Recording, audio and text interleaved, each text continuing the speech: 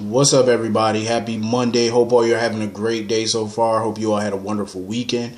Getting into this episode, so it's time for Kevin's arraignment. Apparently, no lawyer in Port Charles wanted to take the case, so of course he had to hire my girl, Nora Buchanan. Nora, let me tell you something. She looked good as usual. I like that, at least Lucy was there, to speak on his behalf and, be in his corner. And I do respect the fact that Kevin wants to take legal responsibility for, his actions. My only thing is he shouldn't, and I agree with Nora on this, he should not have to take legal responsibility for Ryan's actions. At the end of the day, Ryan is the one who committed those crimes. Ryan killed those people. Ryan attacked Lulu. Ryan did all those things. At the end of the day, Kevin should only have to take responsibility for things that Kevin did that was illegal. You know what I mean? Like, that's the only thing he should have to take responsibility for. He should not take responsibility for somebody else's crime. That was not his fault. That's just my thing on it. D.A. Dawson, of course, wants to hold Kevin without bail. The thing is, she talking about he's a flight risk or he's going to flee. He has the money to flee. Maybe he does have the money to flee, but obviously that's not what he planned on doing, because if he did, he could have did it. You know what I'm saying? Like, when he was first released from the hospital, he could have gathered up all his shit and he could have left. He chose not to do any of those things. So I don't see how he's a flight risk. So the judge, of course, granted him bail with the provision that he has to surrender his passport to the court, which I think is totally fair. And, it shocked me, but it didn't shock me that Laura was the one who posted his bail, because Laura has been going back and forth with this. Like, even when her and Alexis were talking about whether or not she should, stay in this marriage or whether she should leave this marriage. But see, that's what I talked about on Friday. Laura takes her marriage vows very seriously. She takes them very, very, very seriously. Like I said, she was married to Luke for 20 years, and her and Luke during that 20 years went through a hell of a lot. You know what I mean? Like, they went through a lot during that 20 years, and they managed to stick it out for 20 years. 20 years, 2 children, plus a little side baby, couple side kids. But, that's what I'm saying. Like, they just went through a lot and they still managed to stay together for 2 decades. So that speaks volumes. It's just like, she's not the type of person to marry somebody and, when shit get tough or things get rough, she's dipping the first time. Like, she's ready to leave the first time things get rough. Trust me, she done been in marriages where things got rough and she didn't leave immediately. You know what I mean? Even some stuff, some people out there would have checked out of a marriage immediately when the first red flag came up, but she didn't do it. And I don't think she's going to do it now, even though I'm pretty sure it's hard for her to be married to him knowing he did what he did. But I think she's, at a point where she can possibly move past it, or at least try. Every marriage has their ups and downs. And like they say, for better or for worse. And sometimes worse is bad as hell. You know what I mean? And you just got to stick it out. It's all about what you can and can't live with. You know what I mean? That's pretty much what it is. It's like, you have to decide what kind of lie or situation could you put up with and, get through, and what you can't. That's just pretty much what you have to ask yourself in bad marriages or marriages that hit a rough patch. But I do like, her and Alexis was sitting there talking and stuff. I like that. It's good that Laura got some friends, or a friend that she can talk to and confide in and talk about her problems with. And I love that Alexis wasn't trying to judge Kevin or judge Laura if she wanted to stay. And because, like she said, she's been through the ringer too with men. So the best person to talk about as far as a subject of that magnitude is Alexis, especially with the men she's been attached to over the years. Franco, listen, I totally understand why he's upset with Kevin. Don't get me wrong. I totally feel like he has a right to his anger.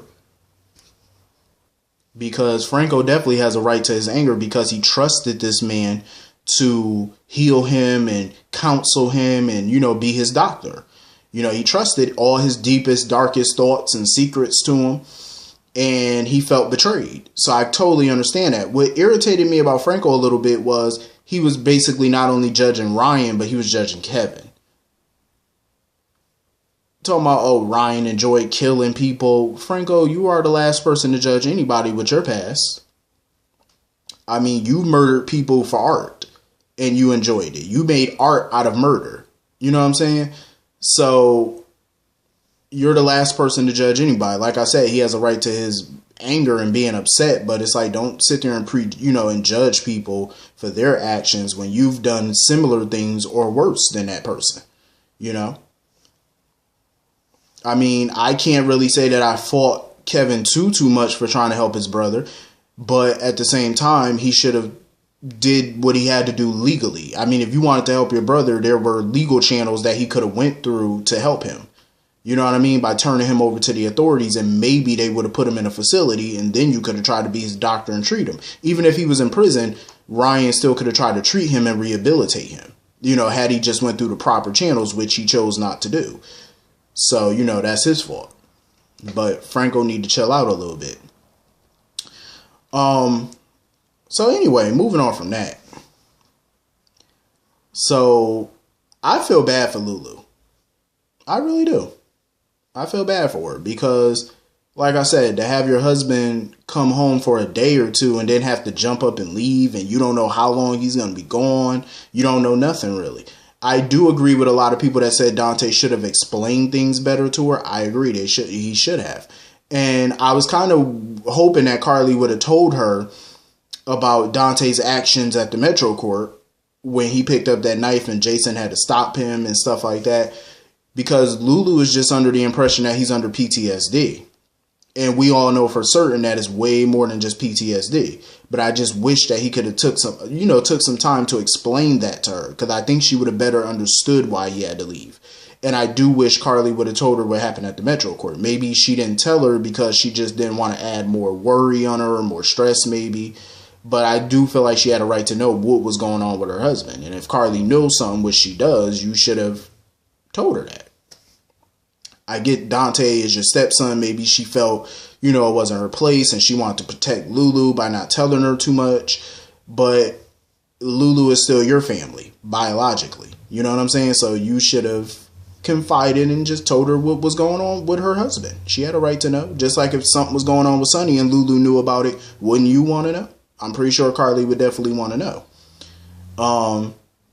But I did like the scenes with Sonny and Rocco, playing the video game and Sonny just, basically telling them with Dante being gone, Rocco has to, kind of look out for his mom more and stuff, kind of be the man of the house, even though he's young, but still, give him one of those little manly pep talks. But I did like that scene because we really don't get a lot of scenes with Sonny and his grandson. Sometimes I be forgetting Sonny even has a grandchild.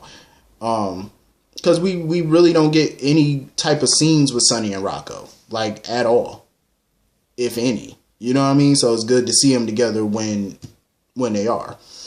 But yeah, Lulu has a long road ahead of her. She has to basically be a single mom at this point. But it's good that she has a support system around her, not just Sonny and Carly, but she got Maxie, she got Lulu. I said Lulu, but she got Maxie, she got Laura. She got a whole support system. Olivia, she's surrounded by love, family. That's what you need when you're going through something like this. So I'm glad that, she has that around her because she's going to be facing an uphill battle, Definitely, being a single parent is not easy, especially when you're worried about your spouse and where they are and are they in danger. She's not going to know any of this because she really doesn't know where he is and what he's doing. She doesn't know any real information, like any significant information. And I think Dante was crazy not to tell her.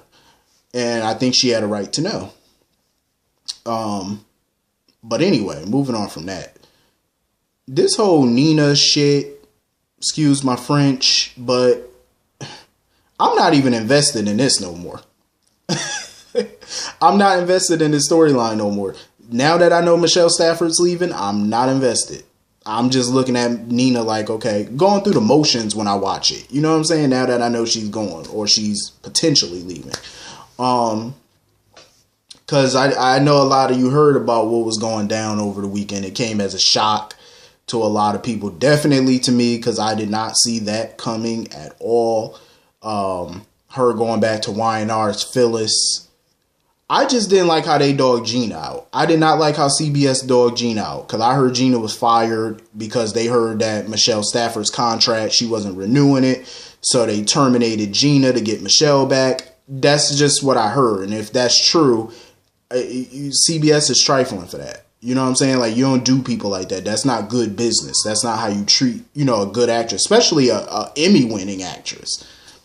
Such as the caliber of Gina. I felt like she did a good job as Phyllis. I know everybody likes Michelle Stafford as Phyllis, but Gina definitely made Phyllis her own, and I appreciated that. I liked it. I might not can't stand the Phyllis character sometime, but Gina definitely, played her position very well. And I wish her best of luck, well wishes. But yeah, so of course, the DNA test came back and it read Sasha is Nina's daughter. We all know that test was rigged. We know it. We know Valentine or Obrecht rigged that test just to keep that secret. But Peter did tell Nina that Obrecht was holding something over Valentine's head or whatever. And Nina thought it was because of something she did. Like, that's what Obrecht was trying to hold over his head because of, I guess, what she did regarding Peter or whatever the case may be. Because remember, Obrecht told the cops, and Peter basically told the cops that Obrecht acted alone. Remember, they kept Nina's name out of it when Obrecht was torturing Peter. So basically, that's what Nina thought that Obrecht was holding over Valentine. The fact that she can implicate her in that torture. Which obviously is not true. That's not what she's holding over him. She wouldn't even threaten Nina like that.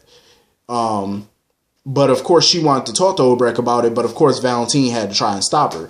Because if you poke the bear that is Obrecht, then the real truth will come out. And that's what Valentine does not want to happen. But she asked Valentine flat out, like, what are you hiding? What secret are you hiding? And of course Valentine continues to lie. Big shocker, right? Water is wet. Valentine tells another lie. Yep. And water is wet. And hell is hot. You know what I'm saying? What else is new? That's all that man know how to do is tell a lie. Because that's what he does, And hopefully this time Nina, will be done with the lies. Because it's like at some point enough is enough. You know what I'm saying? How long can you be with somebody that's going to constantly lie to you? And Sasha, it just seems to me, she ain't got no shame about herself. Like, if you really care for Nina like she claimed, why not just tell the truth? You know what I'm saying? Just tell the truth. That's all you gotta do is just tell the truth. I can understand why Obrecht won't do it. Obrecht ain't giving up her security, her safety net. Because she need Valentine. You know what I mean? Like, she got Valentine like a little puppet. So she ain't about to give up that leverage. So I can understand why Obrecht ain't saying nothing. But Sasha is like, come on now. Open up your mouth. Let her know the real. Like, let her know the truth. But at the same time, I don't feel like I can feel bad for Nina. Like, I'm trying not to. It's like at first I was, but now it's like I'm not. Because everybody warned her about going back to Valentine. At first she was like, no, we're taking it slow. But then y'all got engaged to get remarried. So it's like, it's on you now. If you want to be a fool and be a fool in love, like they say, love is blind, but it's like, damn, love be having you do some crazy stuff. And that is crazy for her to go back to him that fast. And, she ain't really make him beg hard enough. And he's a compulsive liar, so why go back? You know what I mean? Put up a bigger fight. But that was pretty much the episode. Hit the comments. Let me know what y'all thought about today's episode.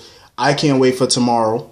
We're going to be hearing more about Gail's bequest of her will.